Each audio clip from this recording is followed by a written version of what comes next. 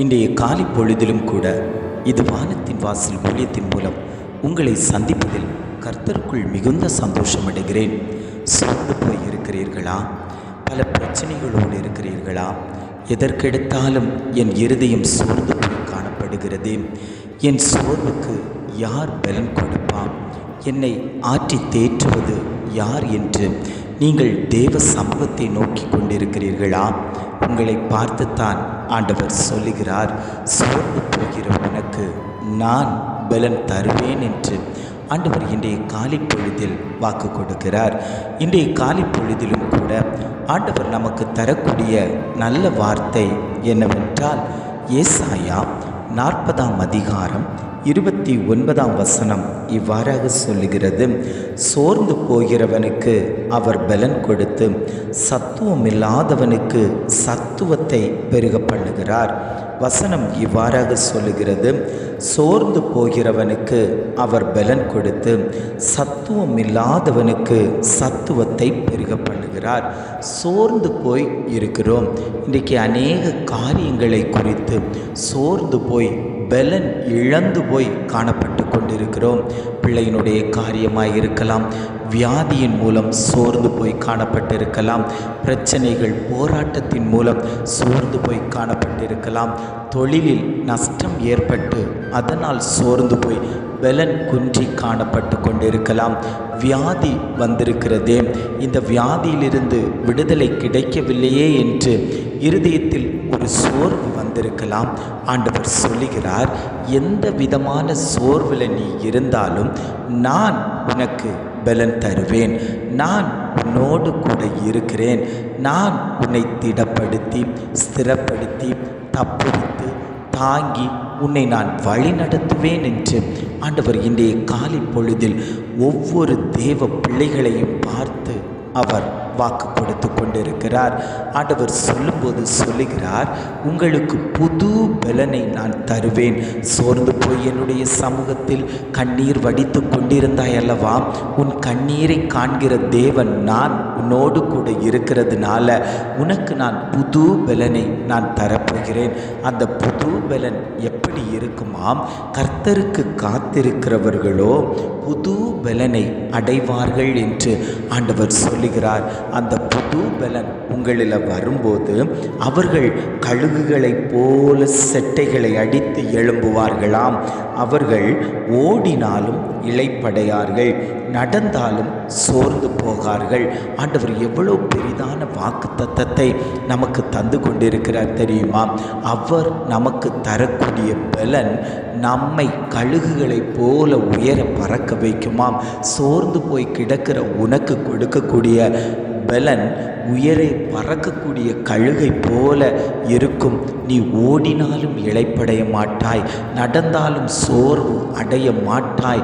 பலன் குன்றி காணப்படுகிற சோர்ந்து போய் இருக்கிற உன்னிடத்தில் இருக்கக்கூடிய இந்த சோர்வை மாற்றி ஆண்டவர் புது பலனை தந்து உன்னை திடகாத்திரமாய் திடனுள்ள மனுஷனாய் உன்னை நான் எழுப்புவேன் என்று ஆண்டவர் பதில் தந்து கொண்டிருக்கிறார்.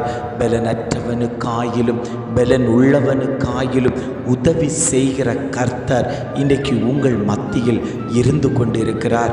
அவர் உங்களுக்கு உதவி செய்ய வல்லவராய் இருக்கிறார். சோர்ந்து போய் கிடக்கிறேனே, எனக்கு உதவி செய்வார் யாருமே இல்லையே, என்னை தாங்குவதற்கு யாருமே இல்லையே, என்னை ஆறுதல் படுத்துவதற்கு யாருமே இல்லையே, என்னுடைய குற்றச்சாட்டுகளை கூறிக்கொண்டே இருக்கக்கூடிய ஜனங்கள் மத்தியில் அவமானப்பட்டு வெட்கப்பட்டு நிந்திக்கப்பட்டு காணப்படுகிறேன்.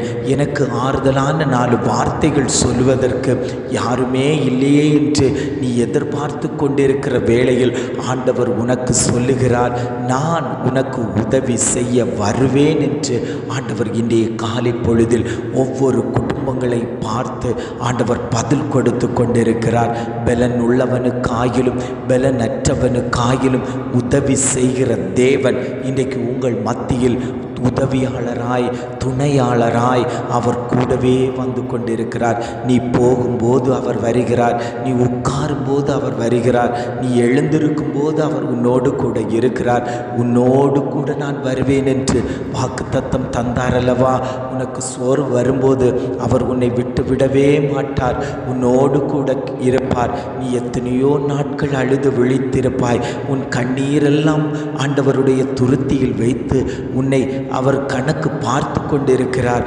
உன்னுடைய அலைச்சலை அவர் கணக்கு பார்த்து கொண்டிருக்கிறார். நீ பல நாட்களாய் புலம்புனதற்கு அவர் உன்னை ஆனந்த களிப்பாய் மாற்றப் போகிறார். ஜெபிக்கலாமா? அன்பின் பரலோக பிதாவே, இந்த காலை பொழுதுக்காக நாங்கள் உம்மை துதிக்கிறோம், ஸ்தோத்தரிக்கிறோம். ஆண்டவரே, இந்த காலை பொழுதிலும் கூட ஆண்டவர் எங்களுக்கு தந்த நல்ல வார்த்தைக்காக நாங்கள் உமக்கு நன்றி செலுத்துகிறோம். சோர்ந்து போகிறவனுக்கு அவர் பலன் கொடுத்து சத்துவம் இல்லாதவனுக்கு சத்துவத்தை பெருக பண்ணுகிறார் என்று நல்ல ஒரு வாக்குத்தத்த வார்த்தை எங்களுக்கு இன்றைக்கு தந்தீங்களா ஆண்டவரே? அநேக வேளைகளில் அநேகருடைய வார்த்தைகளை கேட்டு நாங்கள் சோர்ந்து போயிருக்கிறோம் ஆண்டவரே. கடன் சுமை என்னை சோர்வடைய வைத்திருக்கிறது, வியாதி என்னை சோர்வடைய வைத்திருக்கிறது, என்னுடைய பலவீன கட்டுகள் என்னை சோர்வடைய வைத்திருக்கிறது ஆண்டவரே. ஆவியானவர் தாமே எங்களுடைய இந்த சோர்வுகளை மாற்றி உற்சாகமுள்ள ஆவியை எங்களுக்குள்ளாடி வைக்கும்படியாய் நாங்கள் ஜெபிக்கிறோம் ஆண்டவரே. இதை கேட்டுக்கொண்டிருக்கக்கூடிய ஒவ்வொரு குடும்பங்களையும் தேவன் பொறுப்படுத்தி கொள்ளும்படியாய் நாங்கள் ஜெபிக்கிறோம். அவர்களுடைய குடும்பத்தில் இருக்கக்கூடிய சோர்வுகளை தேவன் மாற்றி கொடுக்கும்படியாய் நாங்கள் ஜெபிக்கிறோம் ஆண்டவரே. அப்பா, நாங்கள் பலனற்று கிடக்கிறோம், எங்களுடைய பலனை தேவன் புதுப்பிக்கும்படியாய் நாங்கள் ஜெபிக்கிறோம் ஆண்டவரே. ஆவியானவர் தாமே ஒவ்வொரு குடும்பத்தையும் புதுப்பித்து சீரமைத்து கட்டுவித்து காயங்களை ஆற்றி தேற்றும்படியாய் நாங்கள் ஜெபிக்கிறோம். எங்களை தாழ்த்தி தருகிறோம். துதி கன மகிமையெல்லாம் உமக்கே செலுத்துகிறோம். மீட்பர் இயேசுவின் மூலம் ஜெபம் கேளும் நல்ல பிதாவே. ஆமென், ஆமென்.